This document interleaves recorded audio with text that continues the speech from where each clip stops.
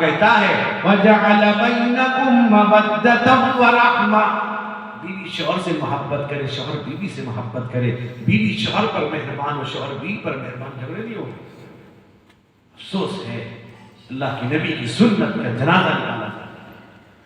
میرے بھائی بزرگوں، اللہ کے نبی نے فرمایا وَعَمِلَ بِسُنَّتِي، سنت پر عمل کرو۔ اور ایک مرتبہ لاک ڈاؤن سے پہلے رمضان کا مہینہ تھا، دن میں ایک دو آدمی آئے، ایک آدمی کو لے کر کے کہ مولانا یہ طلاق دے دیا رمضان۔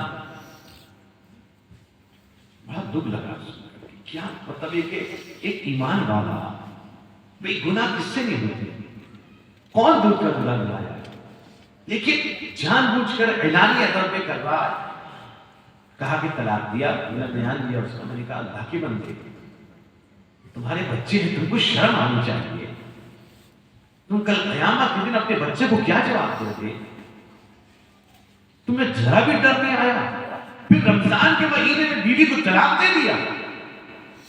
تم کو بیوی پر نرمی کرنی چاہیے، اس کے ساتھ رحم کا معاملہ کرنا چاہیے، تم نے طلاق دیا، تمہیں شرم نہیں آئی؟ جواب کیا دیتے ہیں سنیے ذرا، کہتا مولانا وہ جیسا میرے پر ظلم کرتی ہے نا، تم بھی رہنے سے طلاق دے دیتی۔ ہم نے کہا اللہ کے بندے بھائی کہ الٹا چور کو تو آج کو ڈانٹتے تھے، تو یہ حال ہے لوگوں، بیوی سے جھگڑا مت کرو، بیوی کے اندر شکوک و شبہات یہ محبت کی دلیل، شک کر رہی ہے، تم جھوٹ کیوں بولو گے؟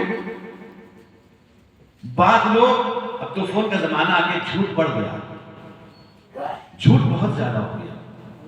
بیوی فون کرے گی کہاں ہو، وہ کہے گا نا حافظ بلال میں بیٹھو مدرسہ ہے گا سالے کو، تو جھوٹ کیوں بولو؟ جھوٹ بولنا بیوی کو چھوڑ دو، جھگڑے نہیں ہو۔ ایک چیز میں بیوی کو جھوٹ بولنے کی کو جائز قرار دیا گیا، میں بتاؤں گا تو بیوی جان لے گیا۔ حدیث میں ہے کہ لا یحل الکذب الا فی ثلاث، صرف تین جگہ پر جھوٹ بولنے کی اجازت۔ ایک کذب رجل امرأتہ لیرضیہ، آدمی اپنی بیوی کو جھوٹ بولتا ہے اس کو خوش کرنے کی۔ کون سے جھوٹ؟ کہ دیکھیے کہیں آپ کہیں گے کہ کسی گھر میں بیٹھے کہیں میں بیٹھا ہوں مسجد میں، وہ جائز نہیں۔ کوئی چیز آپ لائے بیوی کے لیے، کوئی تحفہ لے کے آئے، کوئی کپڑا لے کے آئے، کوئی سامان اس کے لے کے آئے، کوئی زیور لے کے آئے، تو بیوی کو خوش ہو جائے گی۔ آپ نے وہ قیمت اس کی 1000 روپے، آپ نے کہا اس کی قیمت 3000 روپے، صرف خوش کرنے کے اس کی اجازت ہے۔ لیکن یاد رکھیے گا جب لائیں گے تو لکھ کر لائیے گا، کہ جب بیوی کو پتا چل گیا اس پہ اسٹیکر نکال کے لائیے گا، ورنہ اسٹیکر لگا ہوگا آپ پھنس جائیں گے۔ تو بہرحال میرے دوست بزرگوں، یہ ظلم مت کرو بیوی کو۔ شک کرے گی، اللہ کے نبی نے کہا، بخاری کی روایت، کہ لو احسنت الی احداہن الدہر ثم رأت منک شیئا فقالت ما رأیت منک خیرا قط، حضور کہتے ہیں اگر تمہاری بیوی کو تم زمانے بھر احسان کرو، ذرا سے تمہاری طرف تکلیف پہنچ جائے گی، وہ کہے گی تمہارے پاس سے مجھے کہاں خیر ملا، کچھ ملا نہیں، تمہارے گھر میں کھٹتی رہی، کچھ ملا نہیں۔ یہ اس کی صفت ہے کہ اس پر شک کر رہی ہے، تو اس پر تم کو شک کرنے کا موقع بھی نہیں دینا چاہیے۔ تم کیوں موقع دیتے ہو؟ جیسے ایک بیوی تھی، وہ شک کر رہی تھی شوہر پر، روزانہ آتا موبائل چیک کرتا، بھائی موبائل کے اندر اس طرح کی چیزیں کیوں رکھو، کیسے کیوں ایسا کرو؟ اللہ کے بندوں، موبائل صحیح چیز کی استعمال کرو، غلط چیز کے مت استعمال کرو۔ بہرحال میرے دوستوں بزرگوں، تو اس نے ایک مرتبہ موبائل نمبر جب چیک کیا، اس میں لکھا نمبر، اب لڑکیوں سے بات کرتا تھا یہ، اب لڑکیوں کا نام تو بھی لکھ سکے گا، پکڑا جائے گا۔ اس ایک میں لکھ دیا سر درد کا علاج، ایک میں لکھا کلیجے کا علاج، ایک میں لکھا سکون کا علاج۔ بیوی سمجھ گئی یہ لڑکیوں کا نمبر ہے، یہ اس طرح سے لکھ رکھا ہے۔ بیوی نے سوچا کہ میرے نمبر میں کیا لکھا ہے، دیکھو گی کچھ لکھا ہوگا، میری جان کے فلاں، کچھ بھی لکھا ہوگا۔ بیوی نے جیسے ہی اپنا نمبر ڈائل کیا، اس میں لکھا تھا لا علاج۔ بتائیے بیوی تم پر شک نہیں کرے گی تو کیا کرے گی؟ بہرحال میرے دوست بزرگوں، میری بات نہیں پوری ہو سکی، حدیث باقی ہے کہ کہیں بولوں گا، لیکن یاد رکھیے سب سے پہلے اپنی زندگی کو سنت کے مطابق کریں، مسجدوں کو آباد کریں، علماء سے رابطے میں رہیں، مدارس کا ساتھ دیں، تب زندگی اچھی ہوگی۔ اور نماز ہر آدمی یہ طے کر کے اٹھے کہ میرے گھر میں کوئی بے نمازی نہیں رہے، کوئی ایک بھی بے نمازی میرے گھر میں نہیں ہوگا۔ اولاد، اللہ کے نبی نے کہا مرو اولادکم وہم ابناء 7 سنین، جب تمہارا بچے 7 سال کے ہوتے نماز کا حکم کرو۔ وہی چل کے ایک بات اور کہتا ہوں، ہم گھر بناتے ہیں، بلڈنگ بناتے ہیں، اس میں کیا ہوتا ہے؟ ڈائننگ ہال، یہ سلیپنگ ہال، سٹنگ ہال، جو بھی بناتے ہیں پتہ نہیں کیا کیا ہال بناتے ہیں، اٹیچ باتھ روم، بہت اچھی بات ہے، لیکن میرے مسلمانوں، کسی ایک مسلمان سے پوچھئے گا تیرے گھر میں عبادت کے کوئی گھر بھی بنایا؟ تیرے گھر میں کوئی مسجد بھی ہے کہ نہیں ہے؟ کہ مسجد صرف اسی کا نام ہے؟ ایک ہے شرعی مسجد، ایک وہ مسجد ہے جو گھر کی مسجد ہے، کوئی مسجد آپ لکھ سکتے ہیں، عورت کے لیے عبادت خانہ، مسجد گھر کی، آپ سنتیں پڑھ سکتے ہیں، آپ کی بیوی پڑھے گی، اعتکاف بھی کرے گی وہاں، البتہ وہ شرعی مسجد کی نہیں، مطلب کیا؟ عورت اگر پاک نہیں جا سکتی ہے، مرد پاک نہیں تو جا سکتا ہے، لیکن گھر کی مسجد ہوگی، عبادت خانہ، اس پہ لکھیے گا۔ بڑی بڑی بلڈنگ بنا لیتے ہیں میرے بھائی، جب گھر کی مسجد بناؤ گے گھر میں اللہ کی رحمت برسے گی، تمہارے بچے دیندار بنیں گے، لیکن نہیں کرتے ہیں۔ اس لیے آج ہم کہہ کر کے اٹھیں گے کہ ہمارے گھر میں کوئی ایک بے نمازی نہیں رہے گا، ہر گھر کا فرض نماز پڑھے گا انشاءاللہ، قرآن کی تلاوت کریں گے میرے بھائی بزرگوں۔ اس لیے اور ایک بات یہ، ہم جہاں رہیں گے، جس جگہ رہیں گے، جس حال میں رہیں گے، نماز پڑھیں گے انشاءاللہ میرے بھائی۔ ہم نماز پڑھتے ہوئے اللہ پہ احسان نہیں کر رہے ہیں،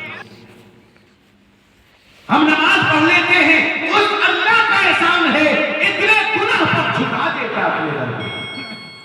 اللہ کا شکریہ ادا کرنا چاہیے کہ اللہ جھکا دیتا ہے۔ مسلمانوں، آج طے کر لو انشاءاللہ ہم 5 وقت نماز جماعت کے ساتھ پڑھیں گے انشاءاللہ، سب وعدہ کریں، ہاتھ اٹھا کے وعدہ کریں۔ ہمارے مطلب یہ ہے کہ ہمارا گھر، پورا گھر والے نمازی بنیں گے، کوئی ایک بھی بے نمازی نہیں رہے گا میرے بھائی۔ یہ بزرگ یاد رکھو، اگر نماز نہیں پڑھو گے قبر اندھیرا ہو جائے گا، قبر میں روشنی نہیں ہوگی۔ حدیث میں آتا ہے جو نماز پابندی سے پڑھتا ہوگا، تلاوت پابندی سے کرتا ہوگا، روزہ رکھتا ہوگا، زکات و صدقات اور خیرات دیتا ہوگا، حدیث میں آتا ہے قرآن سر کے پاس کھڑا ہو جائے گا قبر میں، داہنی طرف نماز، بائیں طرف روزہ، پیر کی طرف صدقہ زکات اور خیرات ہوں گے۔ اگر عذاب سر کی طرف سے آنا چاہے گا قرآن روک دے گا، داہنی طرف سے آنا چاہے گا نماز روک دے گا، بائیں طرف سے آنا چاہے گا یہاں روزہ روک دے گا، پیر کی طرف سے آنا چاہے گا زکات صدقہ و خیرات روک دے گا۔ بھائیوں میرے بزرگوں، یاد رکھیے حدیث میں آتا ہے جو صبح کی نماز اور عشاء کی نماز منافقین پر بار گزرتی ہے۔ عشاء کی نماز اس امت کی خصوصیت ہے، کسی اور امت کی عشاء کی نماز نہیں دی گئی۔ عشاء کی نماز اور فجر کی نماز منافقین پر بار گزرتی ہے۔ پتہ چلا جو فجر عشاء نہیں پڑھتا منافق ہے، اس کے اندر نفاق داخل ہو گیا۔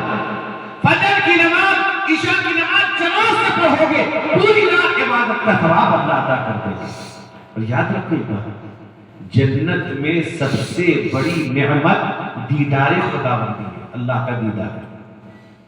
جو آدمی عصر اور فجر کی نماز نہیں پڑھے گا اس کو اللہ کا دیدار نصیب نہیں ہوگا۔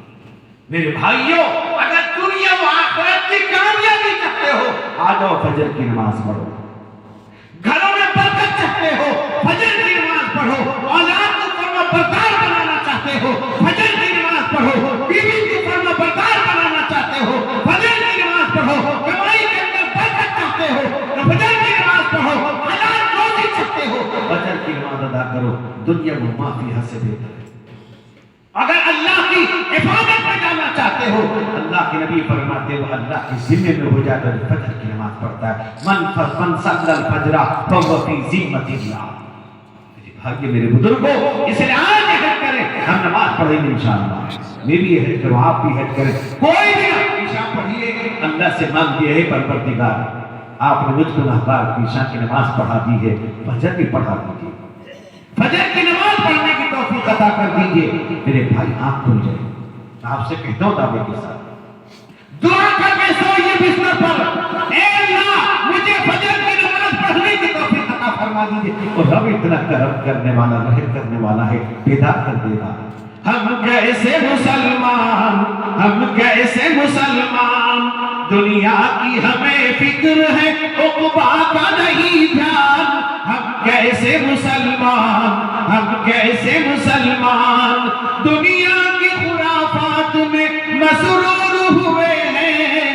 ہم لوگ تلاوت سے بہت دور ہوئے ہیں، گھر گھر نظر آتے ہیں رکھے طاق میں قرآن۔ ہم کیسے مسلمان، ہم کیسے مسلمان، ہم صرف سنا کرتے ہیں مسجد کی اذانیں، ہوتی ہی نہیں ہم سے ادا 5 نمازیں۔ آباد ہمارے ہیں مقام مسجد ویران۔ ہم کیسے مسلمان، ہم کیسے مسلمان، مایوس نظر آتے ہیں مسجد کی میناریں، آتا ہی نہیں کوئی مؤذن کی پکارے، منبر پہ ہے خاموشی، محراب ہے سنسان۔ ہم کیسے مسلمان، ہم کیسے مسلمان۔ دوست بزرگ نوجوانوں، اللہ تعالی ہمیں پنج وقت نماز کی پابندی کے ساتھ پڑھنے کی توفیق عطا فرمائے۔ اللہ اس جلسے کو قبول فرمائے، جلسے کرنے کرانے والے ان کے سارے سب کو قبول فرمائے، ان کے مقاصد حسنہ میں اللہ تعالیٰ کامیابی عطا فرمائے۔ اللہ اس محلے کو، محلے والوں کو قبول فرمائے، اس محلے کے ہم سب کے تمام مرحومین کی اللہ مغفرت فرمائے۔ وآخر دعوانا الحمدللہ رب العالمین۔